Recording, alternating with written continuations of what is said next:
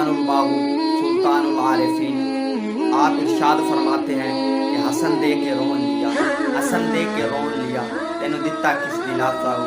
सारी उम्र बंदे दी एवें गुजरी जिवें पानी विच बतासा हो। ते सौड़ी सामी 60 गते सन, ते सौड़ी सामी 60 गते सन, परत न सकसे पासा हो। साहिब तैथी लिखिया मंगसी बाहु जाने इस्लाम।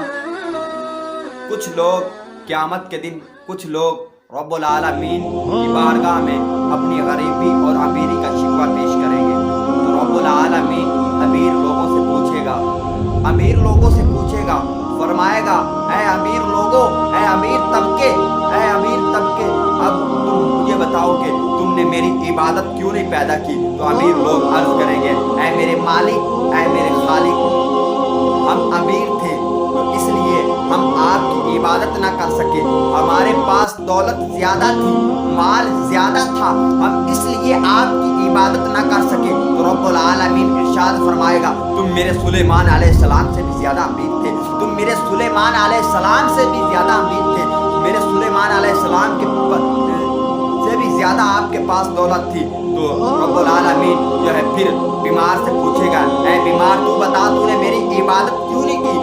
बीमार शख्स को अर्ज करेंगे ऐ मेरे मालिक, ऐ मेरे खालिक, हम तो बीमार थे, हम तो तकलीफ में थे, इसलिए आपकी इबादत न कर सके, आपकी फर्मा बरदारी न कर सके। तो रब्बुल आलमीन इरशाद फरमाएगा कि तुम मेरे अय्यूब से भी ज्यादा बीमार थे, तुम मेरे अय्यूब से भी ज्यादा तकलीफ में थे। तो बताओ मेरे अय्यूब ने तो बीमार होकर भी मुझे न भूला, मेरे अय्यूब बीमारी में मुब्तला होकर भी मेरी उसने फर्मा बरदारी की। तो फिर रब्बुल आलमीन जो है गरीब तबके से पूछेगा ऐ गरीब तबके बता तूने मेरी इबादत क्यों नहीं की, ऐ गरीब तबके बता तूने मेरी इबादत क्यों नहीं की। तो रब्बुल आलमीन जब पूछेगा गरीब तबका अर्ज करेगा ऐ हमारे मालिक, ऐ हमारे खालिक, हम गरीब थे, हमारे पास खाने के लिए कुछ नहीं था, हमारे रहने के लिए कुछ नहीं था, इसलिए हम आपकी इबादत ना कर सके। तो रब्बुल आलमीन इरशाद फरमाएगा तुम मेरे मूसा अलैहिस्सलाम से भी ज्यादा गरीब थे, तुम मेरे मूसा अलैहिस्सलाम से भी ज्यादा तकलीफ में थे। तो मेरे मूसा अलैहिस्सलाम के पास तो खाने के लिए कुछ नहीं था, मेरे मूसा अलैहिस्सलाम के पास तो रहने के लिए कमरा भी नहीं था। तो मेरे मूसा अलैहिस्सलाम ने फिर भी मेरी फर्मा बरदारी की।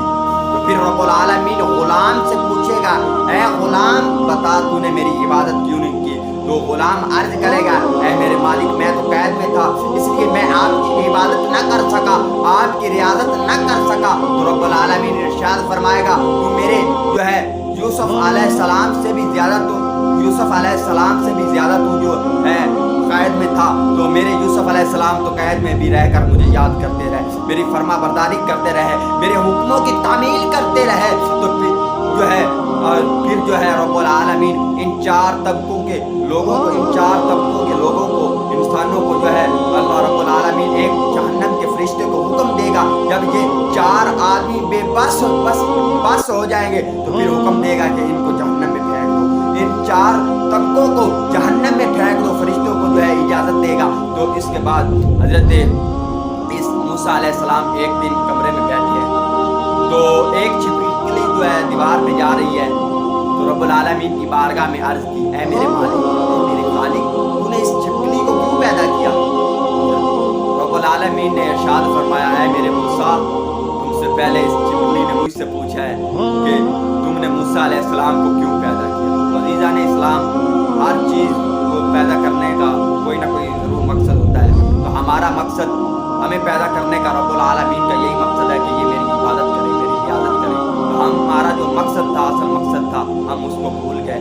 हमें जो है अपने रब्बुल आलमीन ने फर्मा बरदारी के लिए पैदा किया, इबादत के लिए पैदा किया, लेकिन हम अपने असल मकसद को भूल गए और हम गफलत में पड़ गए।